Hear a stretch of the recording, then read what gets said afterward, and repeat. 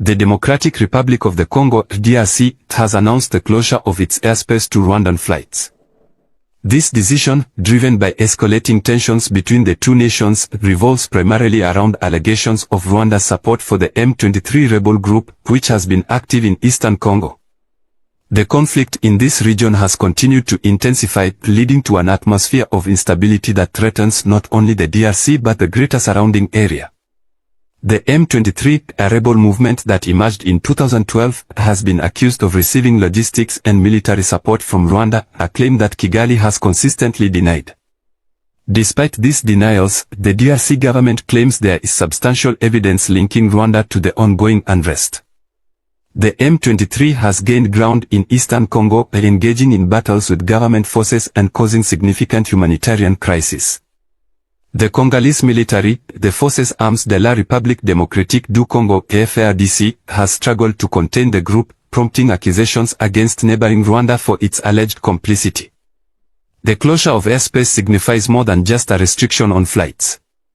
It represents the heightening of diplomatic tensions between the two nations and reflects the broader regional dynamics. For years, Rwanda and the DRC have had a complicated relationship, influenced by historical grievances and geopolitical interests. These tensions have been exacerbated by the ongoing conflict in the eastern provinces of Congo, where various rebel groups continue to vie for control amid the country's wealth of natural resources. The impact of this airspace closure will be felt in various sectors, including commerce, tourism, and international aid. Flights from Rwanda, including those operated by well-known airlines, will be interrupted, affecting business travel and logistics.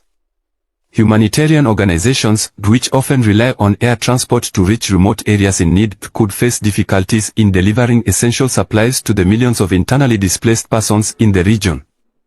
International observers are keeping a close eye on these developments. The United Nations and various NGOs have expressed concern about the humanitarian impact of the ongoing conflict, urging both countries to engage in dialogue to de-escalate tensions. However, with Rwanda and the DRC both entrenching their positions, the diplomatic resolution seems elusive at this stage. Regional leaders have called for a summit to address the broader implications of the conflict and encourage discussions aimed at restoring peace and stability. In times of persistent unrest, it is crucial for both nations to find common ground and explore avenues for cooperation. The need for peace and stability in eastern Congo is profound, given its history and the potential it holds for the entire region if managed correctly. Rwanda Air has announced plans to reroute its flights through Uganda airspace after the Democratic Republic of Congo (DRC) closed its airspace to Rwandan flights. This development marks a strategic response to regional geopolitical changes and highlights the interconnectedness of the aviation sector across borders. The decision by the DRC to close its airspace to Rwandan aircraft comes amidst ongoing tensions between the two countries.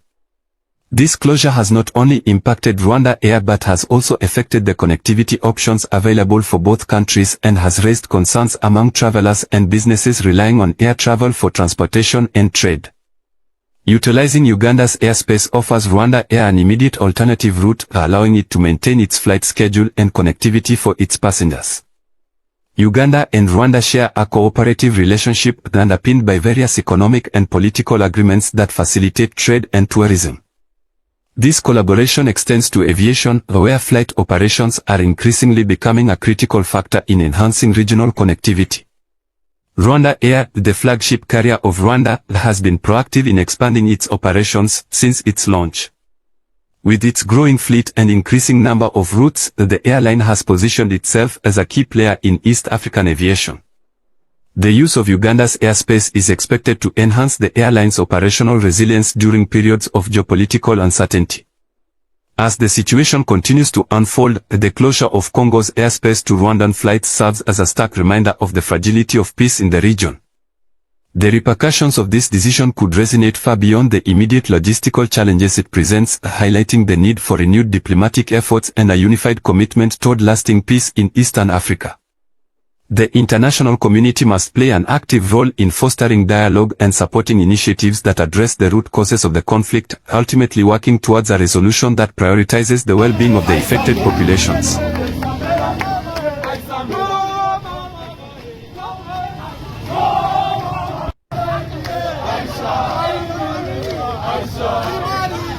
Aisha Mela.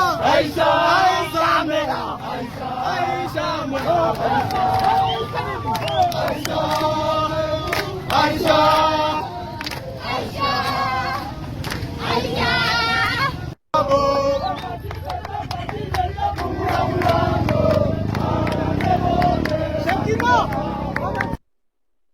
Yes, official statement from the Rwanda Air. I read. Due to the closure of the DRC Congo airspace to Rwanda registered aircraft, Rwanda Air has rerouted affected flight path. We are working to provide the safest and the most efficient alternatives while minimizing inconveniences to our passengers. Rwanda Air apologizes for any inconvenience and advises customers to monitor our website and X feed for the updates.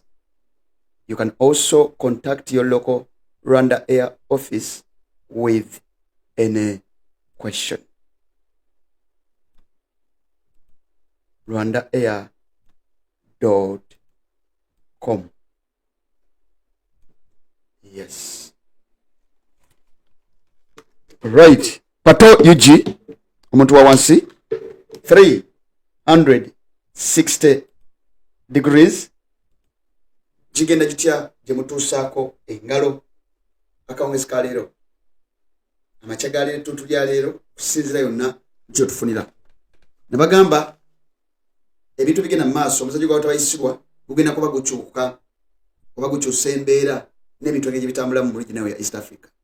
Bugenzo kukyolwa lero nga government ey'eggwanga lya Congo oba olunaku olwajjo kusinzira wagina gy'owangalira emaze okonfaminga nti airspace yayo ejiggadde eri ennyonyi zonna eziva mu ggwanga lino erya Rwanda. Nga wensiba nkugamba nti maaso ku lutimbe kabina ku ddongo, yes, tambule tugende maaso. Mwenna gye muli mujje bali mukwasaganya 360 degrees mu corners zonna. Nagamba tujja kubeerawo okuweereza n'okunyonyola ebintu nga bwe bitambula naye all in all the struggle continues. Uganda as a country belongs to us. East Africa as a region, Uwango from East Africa, belongs to us as well. And Africa as a continent, if you are an African, belongs to us. Until the two problems are addressed. One, the leadership crisis in every single part of Africa, and also the Western influence. But what we are addressing, I can concede, we still have a long way to freedom. These are independence celebration is better when I is a song being at now addressing. The way is still on its course. China do tambulira olugendo oluwanvu ennyo. So kati embeera bwetyo bweri mba nsimbuliddewo saa kumalada akaseerako n'akatono konna. Congo olwali emaze okulangirira nti teri nnyonyi yonna eva ku kisaawe kya Kigali International Airport ekkirizibwa mu area yonna gyonna nti mulimu boundary y'eggwanga lino erya Congo. Ejogo y'omusajja tabayiswa ne group ye abasajja batandise okulinnyako. Ekyo kyekiwandiika ekiva twali tukyalowooza bikyali by'amannyo wene naye ogenda ku mikutu gya Rwanda Air at least osangayo statement eyo ekulaga nti bamaze dde okubeera notified nti ennyonyi yaabwe eyo n'emu bwe tutegeeza n'erinnya ekigere oba okulinnya mu bwengula bw'eggwanga lino erya Congo. Otherwise olwogeza ne balinnyawo we bati ebinaddirira beenenyanga bokka kossa ne bapassenger banaaba batwala oba newe banyonyi ya cargo kuba ndowooza okusomamu ku kiwandiiko ky'ensomemu ky'endabyemu. It does not stop only on passenger planes, cargos, businesses, makachicha yenna mu airspace y'eggwanga erya Congo teri nnyonyi ekkirizibwa kuyisaamu gaali yaayo ng'eva mu kibuga ekiyitibwa ekya Rwanda oba mu nsi eya Rwanda. So kati nobuguddewo kikyenjoga ku kino kyenkusiigira Rwanda Air kwesano nnyo eziva e Rwanda zibali zitera okukozesa routes zino. Balina routes ezigenda mu Middle East ezitera okuyita e Uganda.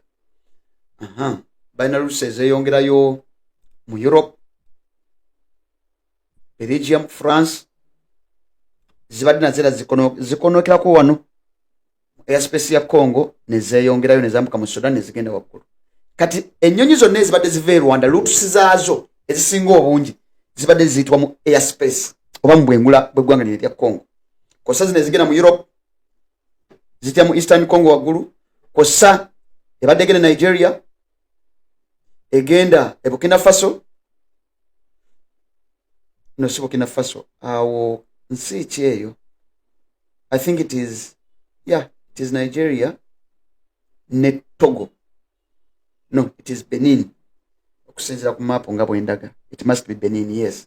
Waliwo ezigenda Benin, ebadde egenda Togo, ebadde egenda Togo, Nigeria zonna zibadde ziyitirawo, Congo Brazzaville zonna ziyitirawo, Gabon zonna ziyitirawo, Democratic Republic of Congo. Kati routes ezo zonna bazigambye balina okunoonya gye bagenda okuyisa ennonyi zaabwe mu airspace y'eggwanga lya Congo zigobeddwawo zonna.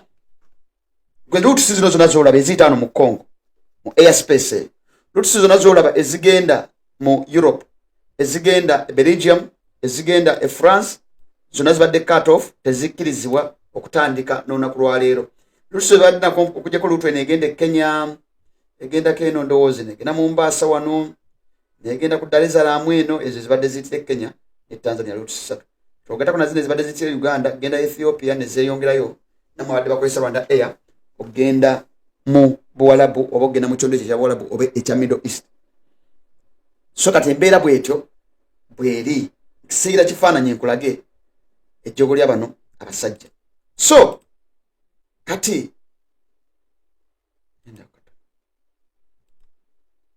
kyenjogera kino kyenjogerako on the normal day babeera bize weewati sawe kyammwe ekyentebe wano zigenda e Rwanda Tanzania eno. Kati airspace bugenza okukyolwaliro nga bweti bwerabika eya Congo erinamu nezi domestic airports ezenjawulo, erinamu airfields obwenjawulo, naye airspace yayo olwaliro bweti bwefaanana. Ennyonyi zonna ezibadde ziyita mugundi wano nga ziva e Rwanda wenjogerera Poteya newe ba Rwanda Air ngembo yesu nga tavudde Rwanda direct nembo esose kwekonako Uganda naye nga ya Rwanda Air eyo nakirizibwa because it doesn't stop nti ziva mu Kigali mokka, no kasitela nga ya Rwanda Air naye yegeza nga nja kwekonako Uganda malenzi ne Nigeria, anja kwekonako Uganda malenzi ne Saudi, nja kwekonako Uganda malenzi na terinda tengena mu transit ya Uganda entebe bwate nkomewo mpitemu bwengula bweggwanga lya Congo olwo begeze kusabulwa bosabulwa. Kati kyenjogerako airspace yeno kyenjogerako olwaliro luno eyeggwanga lino erya Congo. Era wano njagala otegerewo nnyo ku kituuye kyemba nnyonnyola bulijjo nti Rwanda esobola tuka nga mugikulosize off completely, mugikulosize off. Olaba waggulu waliyo Uganda, eno waliyo Tanzania, eno wansi waliyo Burundi, eno waliyo Congo. Kati simagine tebakwatagana ne Burundi ejigaye towisa no nnyonyizo, tebakwatagana ne Congo ejigaye airspace egaddwa, Uganda nayo airspace egaddwa, ebesigaliza Tanzania nayo egivaamu ate ziba zikyayinza okubuukawo zaba bagenze kuloopa kati mu kooti za nsi yonna. Kati wano wonna zino zola airfield za cargo domestic airports bonna teri nnyonyi eva Kigali ekkirizibwa kuyitayo mu area eno gyola ku screen yo. Airstrip eyo yonna Kivuwa, Kisangani abakontrolinga Goma ye bagikontrolinga Goma ne Goma yennyini. Anyway Goma ekisawe Kigali kati neno etandibadde nga kikola tereza kuriskinga kuteekayo nnyonyi ye as of now ng'emundu esekebbuka. So kati mu area eno yonna gy'olaba okuyita mu north kudda mu west kudda mu south kudda mu east space eyo yonna wenjogerera Rwanda Air n'ennyonyi eziva mu ggwanga lyabona niwe banga airline nda niwe ba Uganda Airline nenge eva ku kitebe oba ku kisawe ky'ennyonyi ekiyitibwa Kigali International Airport tokkirizibwa wadde okusala mu airspace eno as of today. Nkola komeza nyogono gye gugenda otabalu batandika nga olw'okusaaga naye lujja kumanyiza luba consuminze kati olwaliyo airline yaabwe eri mu panic amidisi okuba nti operating mu deficit. Ne bagamba airline za Africa zonna national carriers mu Africa ezoperatinga mu magoba nti zikola amagoba every single year. Intono nnyo Iza kuba ndowooza ya Seychelles na ya Ethiopian Airlines ezisinga zonna Uganda Airlines manya Rwanda Kenya Airlines myaka ng'etaano yakolayo tugoba ndowooza last year yokka naye kyali kitwalidde emyaka ng'etaano nga operating in deficit. Kati wano eziva wano ku Kigali International Airport kyawo woolaba tokkirizibwa kusala kigere genda mu bwengula obuyitibwa obw'eggwanga erya Congo as of today. Amidisi okuba nga munywanyi wa Uganda Airlines we operating in deficit, we operating in losses, na baba bagisringa mugoba gabo kadobanga bisatu abina last year. Kachum baba kubyeka ekibulooka ekirala kati balina okunoonya convenience gye bagijja gye bagenda okuyitira okulabanga bagattawo kati region bweti weefaanana naye nsiba mbagamba kankulage wano nti singa Kalwanda kano olugezigezirwako okateka no muno mugundi okateka muno mu Congo nokayinza okujjamu buyinza ogenda mu nga 5 as time as it is battling with Burundi, it is battling with the Congo. Kati namwe kasamu kyuso obuyinza ne mujja wejjogoli abasajja batuusi namwe ne mubanga Rwanda afuuka mulabe wammwe. Kati imagininga Congo in such a scenario closes off airspace. Burundi emugane ne wange toyita tebakwatagana. Uganda wanawo tewali. Tanzania nayo obutu sinetekawo ekigere. Then kabaka sigali down mwina babukubi ne bagamba ne ka seizing to exist. So kati amawuli agavuddewo tukeeredde olwaliro luno ng'embeera bwetyo bweri awo wonna takkirizibwa kuyisaawo wadde ekigere. Kati akoze atya bulijjo bagamba nti gavumenti ya Rwanda eyimiriddewo ku gavumenti ya Uganda lutabayisirwa yabalimirizzaawo olufunye amawulire gano baddukiddewo ewa munywanyi waabwe lutabayisirwa. Of course balina cooperation agreement ne Uganda Aviation Authority, balina cooperation agreement ne government y'eggwanga lya Uganda, balina cooperation agreement ne Uganda Airlines babadde nayo for some time. Kati baddukiddewo Uganda ne bacontactinga ba operators abalala oba ba business partners baabwe okuli Uganda Aviation Authority, Government of Uganda, okuli Uganda Airlines nabategeeza nti kati twetaaga kushiftinga enyizo nezibadde zitileri maybe tuziteekwa no mu transit tulabe lutusi zaffe engeri gye tugenda okuzirivisinga. Tebadduse na Tanzania tebadduseewa era basookedde mu Uganda kuba Uganda bagikontrolinga almost ebitundu 99 n'obutundu 9 kuli 10 99.9% controlling abasajja bano abatuusi. So enyonyi zaabwe zonna zibagenda okurivisinga lutusi zaabwe zijja kuba wenjogerera zidda e Uganda weziva e Uganda then zolekere mu destinies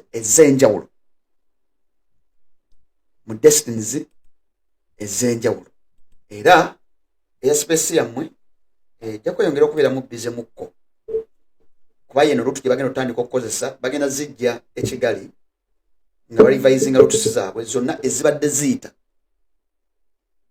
mu airspace y'eggwanga erya Congo oba obwengula bwa Congo tezibadde ziwerako mbala ezisinga obungi zibadde ziyita zigenda kudda wano zolekere eggwanga lya Uganda zolekere ekisaawe Entebbe zolekere ekisaawe Entebbe then bajja revisinga lutusi zaabwe balabe engeri gye basimbukaawo ku kisaawe kyammwe eky'Entebbe beeyongereyo ku destinies zaabwe ez'enjawulo.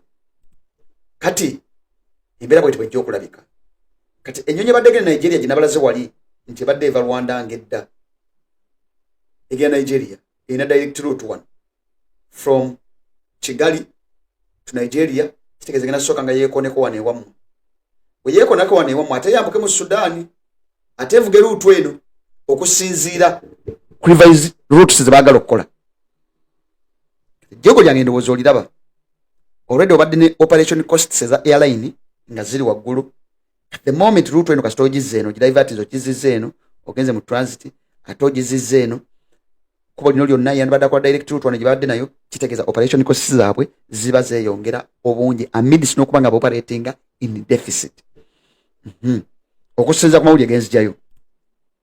Kati wano ye cooperation agreement eno gye balina the 11th joint permanent commission JPC between the Republic of Rwanda and the Republic of Uganda. So bagezi ne bali visitinga cooperation agreements zaabwe ze balina ne Uganda government ze balina ne Uganda Aviation Authority ze balina ne Uganda Airlines okulaba engeri gye bagenda revisingamu roots zaabwe. Ekyo mukitegeere nti abatuusi kyembadde mbagamba bulijjo nti Uganda is the backbone of Rwanda as of today. Obuzibu bwe bafuna baddukira wammwe. Amidisi n'okuba nti mudivertinga resources z'eggwanga Uganda ne zigenda ne zifacilitatinga emirimu egy'enjawulo mu ggwanga lino ery'e Rwanda. So kati awo embeera bwetyo bweringa bwefaananamu. Konge bagambye saagala kulaba ku nnyonyi eyitibwa eya Rwanda Air mu bwengula bw'eggwanga lino erya Congo.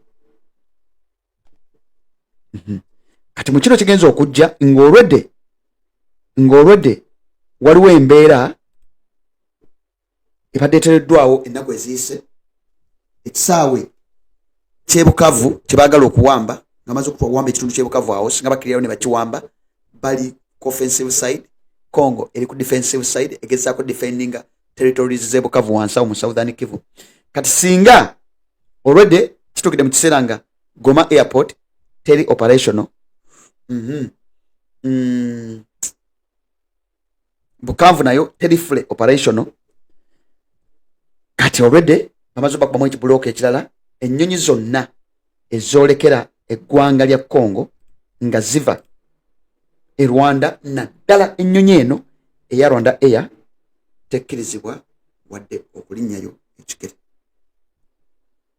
Bino byonna bigenda okujjawo nga basajja ba Congo naddala amaloboozi ag'enjawulo agava mu gavumenti nga wenjo gakubira wano mu vidiyo eziddako baganye ebintu ba negotiations babiganye. Ndabyeko Catholic community mu bitundu bya Goma ng'emiitinga abayeekera naye nabo baba miitinganga olaba civil society baba miitinga at the institutional basis known as the position of the government of Congo. Because bagamba omuyeekera nga amaze okuwamba okujjako nga amaze okukwata Goma n'agizza mu mikono gya gavumenti, operations zonna zigenda mu maaso mu bitundu bya Goma ne zidda mu mikono gya gavumenti okuli political establishment no economic establishment yaliwo naddala eri eyo y'okuŋŋanya emisolo gy'omu kitundu ekyo eky'eggoma. Awo bayinza okugenda mu maaso singa conditions ezo zituukirizibwa ne boogera nabo ne balaba ekiddako. Bino bagamba bino byonna byebateesaako mu EC Sadaka Summit byali tebirina mulamwa, tebyali practical, they were not tangible at all, simply because tosobola gamba nti ogateekawo ceasefire eri unconditional mu mbeera nga bw'ozaaba zigenda mu maaso. Kati effujjo n'ejjoogo ly'abatuusi ligenda bakkakkanako. Tuwenjogera bino wammanga nga wenja okunyonnyola mu maaso eyo, ngenda okwogera bino wammanga nga already mbagambye gavumenti y'eggwanga lya Congo yawandiikira club ya Arsenal, yawandiikira club ya Bayern Munich, yawandiikira club ya Paris Saint-Germain okuva mu bitundu awo ebyobufaransa ng'ekitegeeza ku ndagaano gye balina n'eggwanga lya Rwanda naddala Rwanda kwe badde erangira ku mijoozi gyabwe okuboostinga tourism sector yaabwe nga eyita abantu okujja okukyalira Rwanda. Already club zino zonna zakonfaminga nti zarecevinga ebbaluwa zino okuva mu gavumenti y'eggwanga lya Congo era ne zigamba zikyazirivisinga zigenda taking action very soon era zijja kuba zikola communication yazo okusinziira ku biki bye banaabazudde. Wenjogera olwaleero gavumenti y'eggwanga lya Congo era ewandiikidde akakiiko akakulembera Formula 1 kuleeta gyendabyeko ejja okuba interpretingira maaso awo ng'ekategeeza ku bikolobero by'abasajja batuusi na biki bye bali mu kukola na ssente ze baplaninga okusponsoringa event eno gye baagala ebeerewo mu ggwanga erya Rwanda. Njogera ku muzannyo ogwo gwa sports ogw'obumotoka buno obw'empaka ze muyita ez'empaka ez'ewaffe bo balina obwabo.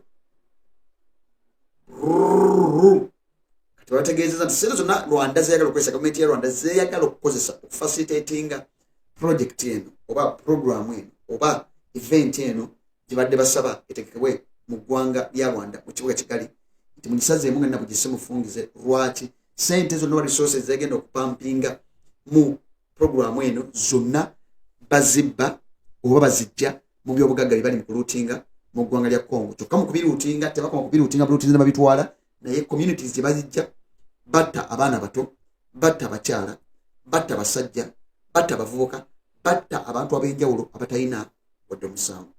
Therefore nga bajja baleeta diiru yaabwe okugitunulamu n'okujja nga mugikonsideringa. Bino byonna naffe tulina considerations ezaffe tuzibatedde ku ttebo mubirowoozeeko.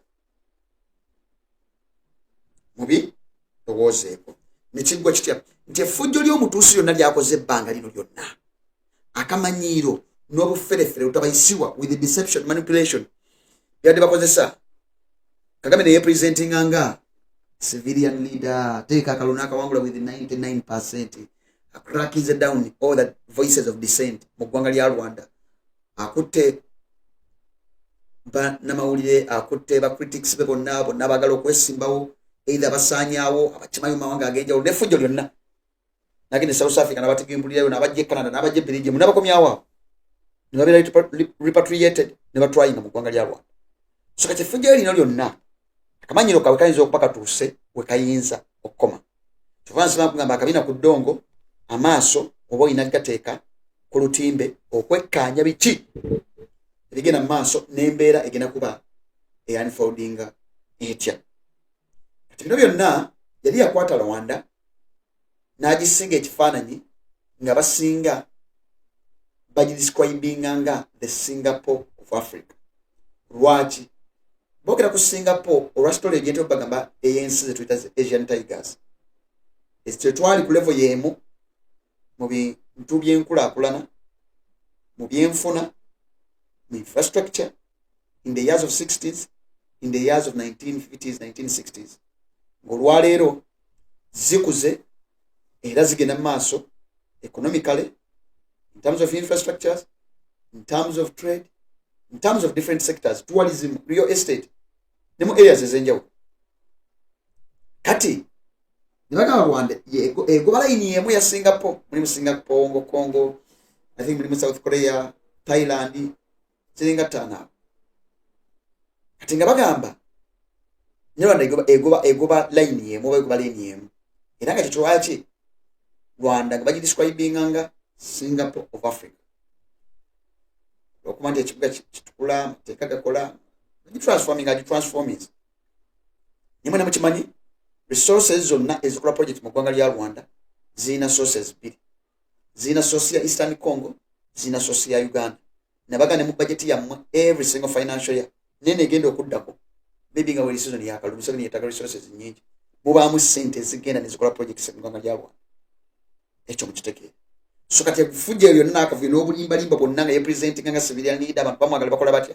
Olwaleero ali mu kavuyo, buli omwala obuyaaye bwabwe, obulimba bwabwe, obubbi bwabwe, obutemu bwabwe, n'obufere bwabwe, n'omusajja manyiddwa nga butayisibwa. Naye yali kigenda okuggwera maaso ku lutimbe, tabina ku ddongo, ate tulaba ebyo nga bigenda okugwawo, nja kuba mbikutegeeza. Olutabaalo at the end of the day, the bottom line is kufaafaagana na muntu amanyiddwa nga mutuusi, kumwapurutinga mu ggwanga lya Uganda, kumwapurutinga mu area yonna essanyu mu East Africa.